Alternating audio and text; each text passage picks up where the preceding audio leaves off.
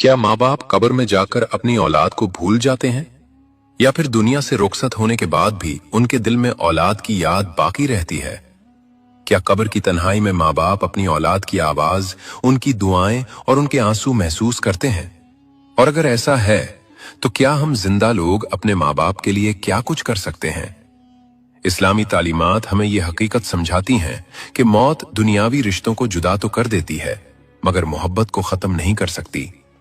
माँ बाप का दिल अपनी औलाद की मोहब्बत से कभी खाली नहीं होता, न दुनिया की जिंदगी में और न ही कब्र की खामोश तन्हाई में। फर्क सिर्फ इतना होता है कि वहां जबान खामोश हो जाती है, मगर एहसास जिंदा रहता है। नबी करीम सल्लल्लाहु अलैहि वसल्लम की हदीस मुबारका हमें बताती है कि जब इंसान इस दुनिया से रुखसत हो जाता है तो उसके आमाल का सिलसिला रुक जाता है, मगर तीन चीजें ऐसी हैं जो कब्र में भी उसके लिए रोशनी बनकर पहुंचती हैं: सदका जारिया, नफा देने वाला इल्म और नेक औलाद की दुआ। यह हदीस इस बात की गवाही है कि औलाद की दुआ कब्र की दीवारों को भी उबूर कर लेती है, और यह फायदा उसी वक्त मुमकिन होता है जब रिश्ता सिर्फ नाम का नहीं बल्कि दिल का हो, जब मोहब्बत मौत के बाद भी जिंदा रहे और औलाद की आह भरी दुआ माँ बाप के लिए सुकून का सबब बन जाए।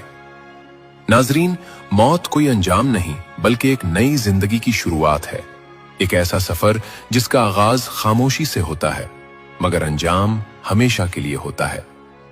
ये दुनिया महज एक इम्तिहान गाह है जहां इंसान को चंद सांसें, कुछ रिश्ते और थोड़ी सी मोहलत दी जाती है, और मौत उस इम्तिहान का दरवाजा है जिसके पार असल नतीजा हमारा इंतजार कर रहा होता है।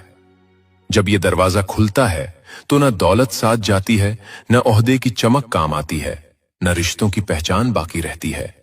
वहां सिर्फ आमाल बोलते हैं, वो आमाल जो हमने तन्हाई में किए, वो नेकियां जो दिखावे से पाक थीं, और वो गुनाह जो हमने ये समझकर किए कि कोई देख नहीं रहा।